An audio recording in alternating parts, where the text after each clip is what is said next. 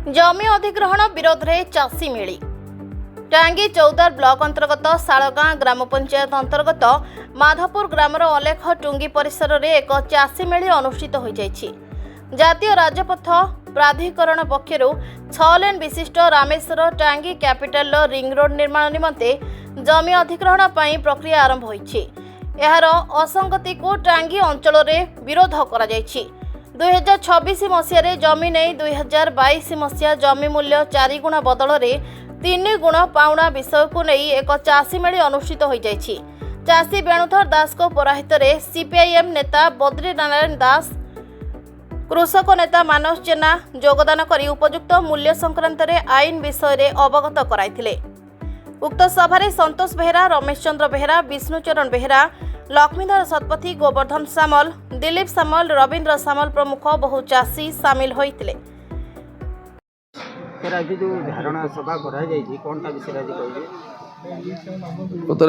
आमर एपटे national highway गोटे 6 line national highway जाऊँगी से नेशनल हाईवे बहुत चाषी जमी जाऊँगी आमर ये बैठक हो आम सरकार तो नेशनल हाईवे पे जमी नेले आम न देवाई कहून आम कहूँ सरकार जमी नहीं पारे किंतु जो क्षतिपूरण व्यवस्था अच्छी आदर्श क्षतिपूरण सेटा कौन जमीटा जमी मालिक जमीर भाग चाषी जमीर निर्भरशील कृषि श्रमिक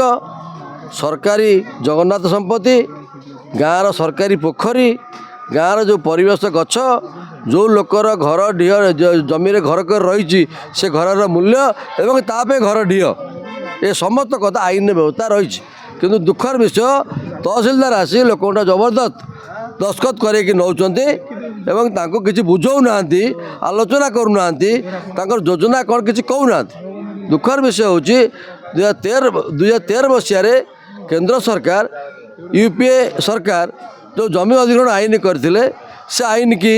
आहरी प्रगतिशील करने राज्य सरकार उद्यम करने दरकार थिला जोटा कि से सरकार राज्य सरकार 2022 मसीह चैप्टर 2 और चैप्टर 3 की परिवर्तन कर देइचंती नेशनल हाईवे क्षेत्र में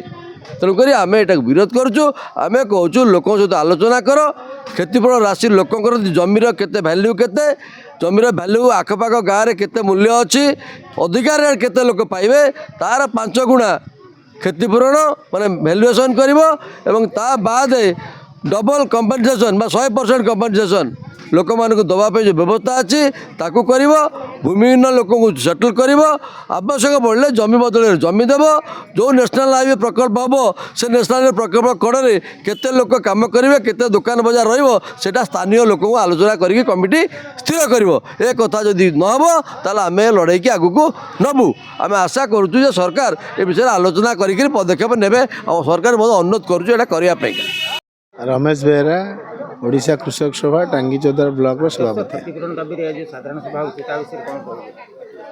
आज जो चाषी मानकर जमी जाऊँगी एनएच नुआ 6 लेन एनएच जो होची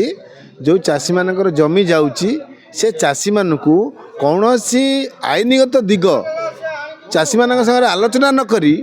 चाषी मानकू डाकी चाषी मानकू दस्खत नवा चाषी मान न जन चाषी मैंने केते जमी जाऊँगी क्या केते टंका मिलिबो कहार कौ जमी जाऊँगी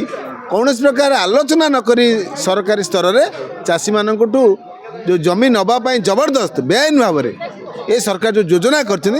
विरुद्ध रे आज ये साधारण सभा करा आमे ये साधारण सभारू सरकार को निवेदन करूँ जदि एनएच 6 रे चाषी जमी जाऊँगी चाषी क्षतिपूरण पाइबा दरकार एवं चाषी सहित आलोचना हवा दरकार एवं चाषी सहित जो चाषी श्रमिक जी कि पारिपार्श्विक श्रमिक भाव में तार काम करे ताकू क्षतिपूरण देवा दरकार कहीं सी जमी पलैले आउ चाषी चाष जमीटा हरैला किंतु तार जो कृषि श्रमिकटा सी तार रोजगार हरैब सरकार विचार करिया दरकार से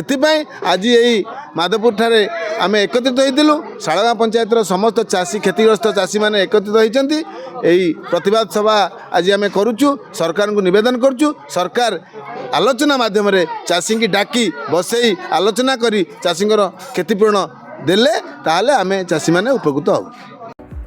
न्याय न मिलिले एही आंदोलन जारी रहिबो बोली मत प्रकाश करथिले। Bureau report Harshika media.